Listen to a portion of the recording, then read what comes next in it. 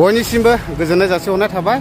दिनै आङो दंफैयो चिरां जिल्ला फाथाबारियाव। ओमफ्राय बेयाव मानो दंफैयो होनना बुङोब्ला फाथाबारि आइलेण्ड केटेरियान ग्रुपनि मानगोनां प्रेसिडेन्ट आरो सेक्रेटारि आब'मोना आंखौ बिसिम लिंहरनायलाय दा बिसिम आङो दंफैयो। दा बिथांमोना आंखौ मा उद्देश्य लानानै बिसिम लिंहरदों आङो नोंथांमोननो भिडिअनि गेजेरजोंनो गासैखौबो होलांजोबगोन। नोंथांमोना भिडिअखौ जोबजासे नायलां, अब्लानो गासैखौबो मिथिलांजोबगोन। सिगाङावनो खुलुमग्रोबाय जोंनि फाथाबारि आइलेण्ड केटेरिं ग्रुपनि जानानैहाय आङो फंबाय एसके बड'ब्ल बिथांखौहाय आङो बरायनानै लाग्रोयो। हामबाय होनो बिथाङा जोंनि खावलायनाय बायदि नाखस खालामालासिनो बिथाङा दिनै नुजाफैबाय। दा जोङो बेखौ लिंहरनायनि उद्देश्यआनो जाहैबाय जोङो फाथाबारि ओनसोलनि बे आइलेण्ड जायगायावहाय जोङो माखासे बिमा आइजोफोरा जोङो बेबायदिनो न'आव थानानैहाय जोङो ओरैनो समखौ हगारालाबा जोङो ओरैनो थाइसे थाइनै संसार जानायावहाय फिसा खांनायावहाय थाइसे थाइनै जोङो हेल्प होफानो हानाय बायदि होननानै जोङो मोनसे ग्रुपखौ जोङो दानाय जादों। बेनो जाहैबाय फाथाबारि आइलेण्ड केटेरिं ग्रुप। बेखौनो जोङो बिथांनि चेनेलनि गेजेरजोंहाय जोङो फोरमायनो सानो जोङो हाबा हुखाफ्रावहाय जोङो बेबायदिनो खुरनायनि खामानिखौ जोङो मावगोन आरो बेबायदिनो बार्थडे पार्टिफ्राव बा माबा मोनसे पार्टिफ्राव मिटिंफ्राव जोंखौ लिंहरनो हागोन। जों जेरावबो थांगोन, जेखि हाबायानो जाया मानो जोङो ख्रिस्टान वेडिं बा हिन्दु वेडिं जों जेरावबो थांगोन। बेबायदिनो गासै पार्टिनि मिटिंफ्राव गासैयावबो जोङो बेबायदिनो बे खुरनाय खामानिखौ जोङो मावहैनो थाखाय जोङो थामथिम जानानै बे ग्रुपखौ जोङो सासे सानै बिब' बिनानाव सानलायनानै जोङो दानाय जादों आरो। ओरैनो नोंसिनि ग्रुपआव खैजन दं जेनेबा? 30 जन दङ ने मेम्बारफ्रा? ओमफ्राय बेजों लोगोसे नोंसिनि गेजेरावनो संग्राफोरबो दं नामा जेनेबा? अनलि खुरनायनि मानायनि फोसाबस्रांनायनि खामानि ने? दा निस्सय खोनाबाय नैबे आब'मोना फाथाबारि आइलेण्ड केटेरियान ग्रुप दादों गोदानै। दा बेबायदिनो गोबांथार जोंनि मिथिं दावथिं बा माबा मोनसे हाबाफ्राव जोङो प्रयजन जायो, मावनो दाङो मानसि मोनलाया। दा बेनिखायनो नैबे आब'मोना मोनसे मोजां सानखांनानै बेफोरबायदि ग्रुप दादों। दा बयबो नैबे आब'मोनखौहाय हाबायाव बा माबा मोनसे मिथिंफ्राव प्रग्रामफ्राव जेखि प्रग्रामानो जाया मानो बेफोरबायदि मावग्रा दांग्राफोरनि प्रयजन जायोब्ला निस्सय नैबे आब'मोनखौहाय लिंहरनो हागोन। आङो बिथांमोननि कन्टेक्ट नाम्बारखौ स्क्रिनावनो होगासिनो दङ। बे स्क्रिनावनो कन्टेक्ट खालामनानै नोंथांमोना निस्सय नैबे आब'मोनखौ लिंहरनो हागोन आरोखि। बरायनानै लाग्रोनाय जाबाय।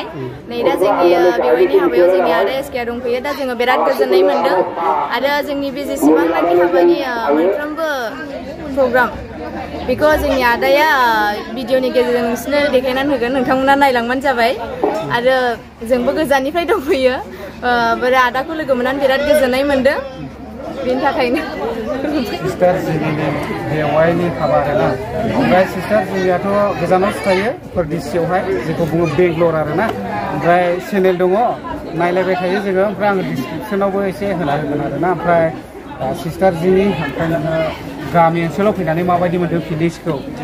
बिराद गोजोननाय मोन्दों। मानो होनोब्ला जोंनि बिमा बिफा आरो गामिनि बयजोंबो लोगो मोनलायफैनानै माने बिराद गोजोननाय मोन्दों। आरो गामिनि नेचार माने गोबां आलादा जायोना बेंगलरनिजों ओरैनि एकदम फ्रेश माने थाजा थाजा हावा। ओमफ्राय हरैनिया जाखान्दे सिङाव थानाय ओरै एकदम माने बिराद गोजोननाय मोनो आरोना बयजोंबो थानो। माने ओरैनो गामि ओनसोलनि बिफां लाइफां आबहावाफ्रानो आलादा आरो। ओमफ्राय टाउननिथ' बिल्डिंनि सायाव बिल्डिं जाहैबाय। दायो आंजों लोगोसे दं मानगोनां जिथुनाखि पुर'हित आदै दङ नै। ओमफ्राय आं बे आदैनिफ्राय मिथिनानै लानि जिथुनाखि दायो हाबा होखांबाय आदैया ब्रह्म धोरोम ने इयो आदै? ब्रह्म धोरोमजों हाबा होबाय। दा ब्रह्म धोरोमजों माबायदियै हाबा होनाय जायो आदैनि थाखाय फंनैसो मिथिहोनो थाखाय खावलायनाय थाबाय। ब्रह्म धर्मनि नेम बायदिब्ला ओरैबायदि माने बे जग्यनि गेजेरजों जायो। जग्यआव हिन्जाव गोदाननि बिमा बिफा थानांगौ आरो बे जग्यआव हिन्जाव गोदाननि बिमा बिफाया रायजो राजा आरो अत ब्रह्मखौ साखि दोननानै समायखेरा लानानै बिजामादै जागोन फिसा हौवानो गावनि फिसा हिन्जावखौ थैस' थांस' रायजो जानो गथायना होनाय जायो। आरो बाहाय रायजोफ्रा गासै बे गथायना होनायाव साखि हिसाबै थायो। आरो हौवा गोदान हिन्जाव गोदानाबो दिनैनिफ्राय थैस' थांस' बे बिसिया आंनि जिउनि लोगो माइनाव लोक्षि, आं बेजोंनो थैस' थांस' रायजो जागोन, आं बे हिन्जावखौ जेब्लाबो थगाया फोथाय खेबस' खालामा होननानै समायखेरा लायो आरो हिन्जाव गोदानाबो बिदिनो दिनैनिफ्राय बे हौवाया आंनि फिसाय स्वामि जिउनि मोदाय आं दिनै बेखौ थैस' थांस' सिबिगोन अननाय होगोन आरो माने जेबो फोथाय खेबस' खालामालासे जों आलो गोजो मिलिनानै रायजो जागोन होननानै समायखेरा लानाय जायो आरो ब्रह्म हाबायाव। ओमफ्राय बेजों लोगोसे आङो दिनैनिफ्राय मिथिनानै लाबावगोन बे हाबायाव मा नेम निथि फालिनाय जायो? माने हाबायाव खालि धर्मखौल' ब्रह्म धर्मनि हाबायाव खालि धर्मखौल' जोङो थोंजों लाफानाय जाया बाहाय माखासे समाजनि सामाजिक बिदि हाबफादों जेरै आलारि बाथि लानानै हिन्जाव गोदानखौ बरायनाय ओमफ्राय बिबार माला गानहोनाय आसान गानहोनाय सिन्दुर थुनाय ओमफ्राय बिदिनो जुलिनि बे माला गानहोनाय बेबायदि जायो। बे माला गानहोनायानो जाहैबाय सिन्दुर थुनायानो जाहैबाय आं दिनैनिफ्राय नोंखौ बावा बेसेबां दिन थांनानै थागोन आं बेखौ खाफालाव फिसाय महरै नोंखौ बजबनानै लाबाय आङो बावनो हाया होननानै फिसायखौ इसोर महरै सान महरै ज्योति महरै माने गावनि खाफालाव हिन्जाव गोदाना लायो आरो बे जाहैबाय सथि खान्थि बेबादिनो सोलियो। ओमफ्राय जाहैबाय बाहाय आलारि बाथि मोननै थायो आलारि बाथियाव हौवा गोदान आरो हिन्जाव गोदाननि जिउ होननानै जादों बे मोननै जिउआनो जाहैबाय दिनैनिफ्राय मोनसे न'आव रायजो जागोन बे आलारि बाथिया मोनसे न' बे न'आव दिनैनिफ्राय बे मोननै जिउआ नांजाबनानै बा ज' थानानै रायजो जागोन आरो बे रायजो जानायाव बयबो बोर होयो ओरै आलारि बाथिखौ फिदिंनाया आवै गोलाव जाथों होननाय जायो आरो ओरै गिसिब सिबनाया जाहैबाय बिसोरनि रायजो जानायाव जेब्लाबो गोजोन जाथों इसोरा बोर होथों होननाय जायो। माबा प्रसाद मोदोमफ्रु होदों बे मोदोमफ्रु होनाया जाहैबाय बिसोरनि संसार जानाया जेब्लाबो मोदोमफ्रु बयजोंबो मोजां मोनजानाय रायजो जानाय जाथों होननानै बे कर्मखौ मावनाय जायो आरो बाहायनो आशीर्बाद महरै आइ आफामोनहा गरसे गरनै बिसोरनि रायजो जानायाव नांगौ रांफोरखौ हेफाजाब होनो थाखाय बाहाय दान हिसाबै आशीर्बाद होयो आरो मा।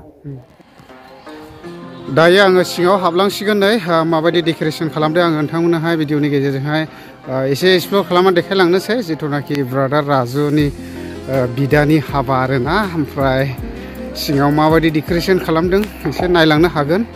हाबानिल' खेबनाय जाबाय थेवबो माने लोगो हिसाबै लिंहरबाय जेब्ला बयबोथ' मेम'रि हिसाबैहाय थाजानो लुबैयो दा बे हिसाबैनो फैबाय जेला हाबा जाफैबाय जेला आङो एसे एक्सप्ल'र खालामनानै देखायलांनोसै नैबेयावहाय जायफोरा हौवा गोदान हिन्जाव गोदानफोरनो बोर सारस्रिलांनो गोसो नैबेयावहायनो जिरायगोन ओमफ्राय नैबेयावहाय हौवा गोदान हिन्जाव गोदाना जिरायगोन दा बेबायदि आरोखि डेक'रेसनखौ नैबेबायदि खालामनानै दोनदों नायनानै लानो हागोन। हटेल मेनेजारनिफ्राय मिथिनानै लानि जिथुनाखि जानाय आइटेमफ्रा मा दङ आदै?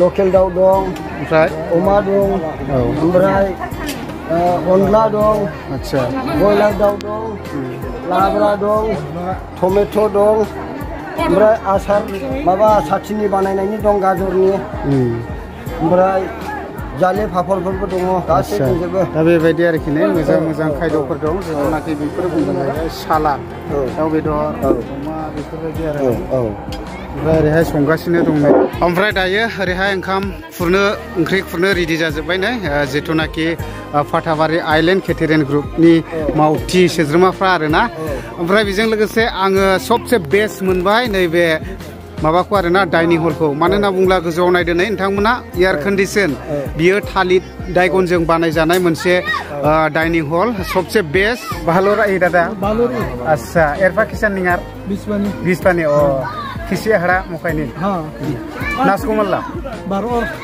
एरफानन राई अच्छा हर निंगान एरफारेन फाइ मुखा गुसा लागो हो अच्छा हेर राई ना एरफानन मुखा लागो दा बेबायदि आरोखि ना ओमफ्राय नै फैला जेनबाय आरो दायो नायनानै लादोनो जिथुनाखि हौवा गोदान आरो हिन्जाव गोदाना जिरायबाय नै ओमफ्राय ब्रादार मोजां दा ने ओमफ्राय अबेनिफ्राय लाबोनाय जाखो मा कबदापारानिफ्राय लाबोनाय जाबाय ने ओमफ्राय बाजै मा रोखोम मोनखो मोजां ना